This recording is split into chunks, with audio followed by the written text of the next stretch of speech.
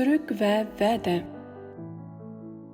Mən sürükni həm yaxtırıman, həm onundan nəfrətlənimən. Mən sürüknün zihnimni mərkəzləşdirişimə yardım qilish tərzini yaxtırıman.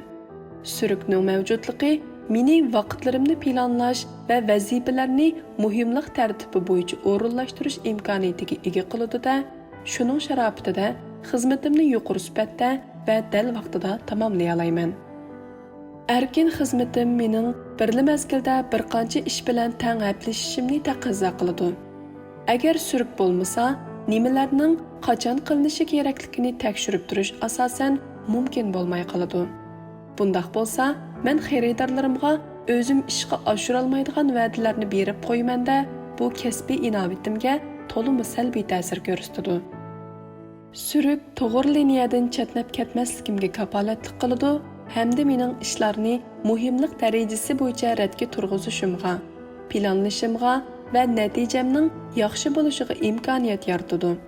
Men bu jihatda tanho emasman. Apqashli paketlarga ko'ra, ko'pincha kishilar aniq, mujmallikdan xoli suruk bo'yicha xizmat qilishni yaxshi ko'rdi ekan. Bu ya'ni suruk bekitib ishlash hammalarning o'zidan nimalar kutilganligini bilishiga hamda texmi unumli kollektiv xizmat qilishga yordam qiladi. Surukning nuqsonlari. Lekin masala shuki, suruk boshqarilishga muhtoj. Bir qanchilgan suruk o'zaro to'qinishib qolganda, ularni unumli boshqarish jihatda chatoq chiqishi mumkin. Biz kishilarning birli vaqtda bir qancha projekt bilan aplashganda, ishlarni muhimlik tartibi bo'yicha bartaraf qilish va hech qaysini kechiktirib qo'ymaslik uchun bak charchab ketamiz deganligini anglab qolamiz. Biz ularning inchki uzun tayoqning uchida taxsi cho'rgilitish o'yinidagidek, barcha taxsilarning cho'rgilashdan to'xtab qolmasligiga kafolatlik qilish uchun bor kuchi bilan tirishayotganligini, shundaqla har qanday taxsini yerga tushirib etmaslik uchun bir taxsining yenidan yana bir taxsiga qarab paloqlab yurganligini ko'ramiz. Buni reallikqa tatbiqlasak, ularning taxsilari birdek holda surki bor bo'lgan proyektlar yoki biror xizmatdir. Yerga tushgan bir taxsa mag'lub bo'lgan bir projekt, yetishalmagan suruk yoki vayron bo'lgan inovatdir. Qisqa muddatdan aytganda, bunda xizmat uslubini tizginligili bo'lishi, hatto bu kishining ruhini urg'utishi mumkin.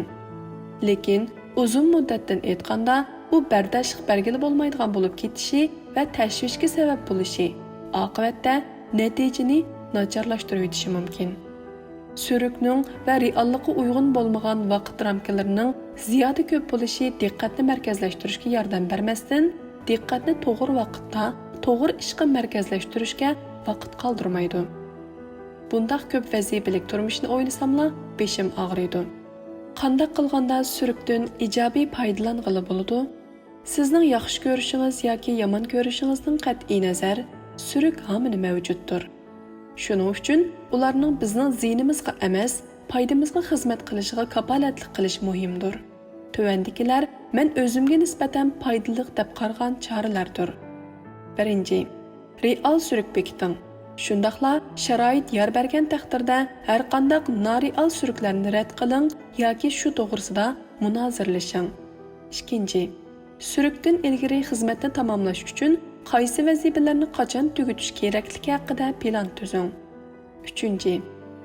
Kutilmagan kashalar yoki jiddiy ahvol sababli ba'zi tasodifiyliklarning ko'rilishiga imkon qoldirib qo'ying.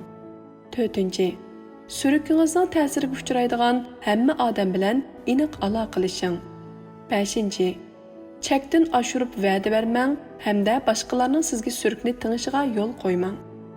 6. Jafoliq emas, ziyraklik bilan ishlang. Tamoq yemay, ismini qo'shib, aram olmay ishlash faqat qisqa muddatda unum berdi. 7. Surukdan ilgari ishni tamomlay olmagandek his qilgan hamon harakatga o'ting. Qayta o'rinlashtiring, qayta planlang, qayta kengishing, qayta aloqalashing. Va'da.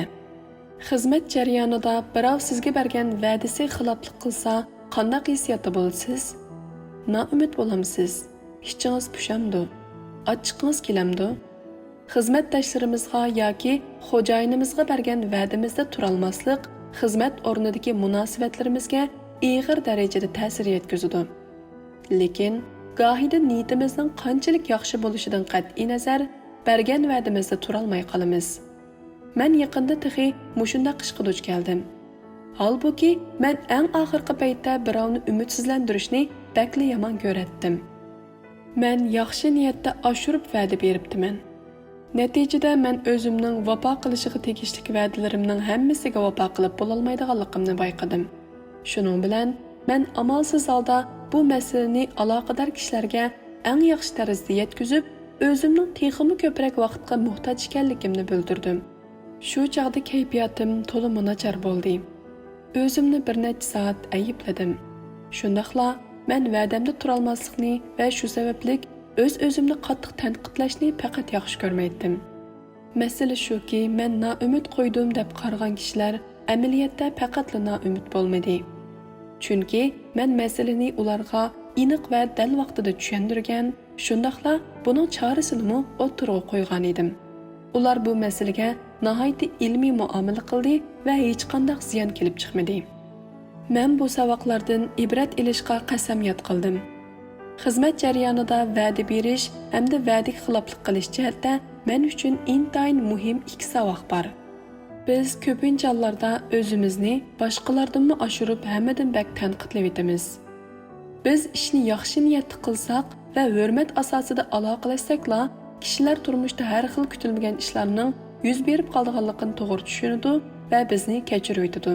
Kim biror qitimni suribga yoki bergan va'dasi xiloflik qilib qo'ymagan deysiz. Va'dasida turolmaslik xizmat hayotida doim ko'rilib turadigan ishdir. Lekin agar biz doim boshqalarga bergan va'damizda turolmasak, nousta, ishonchsiz deb qaralib qolamiz. Biz o'z xizmatimiz va surklarimizga tashkillik, faol, qimmat qarashlarimizga uyg'un va samimiy tarzda muomala qilsak, kishilar bizning eng zo'r darajada tirishchanlik ko'rsatganligimizga ishonadi va qarg'a keladigan chora tepishni xohlaydigan bo'ladi.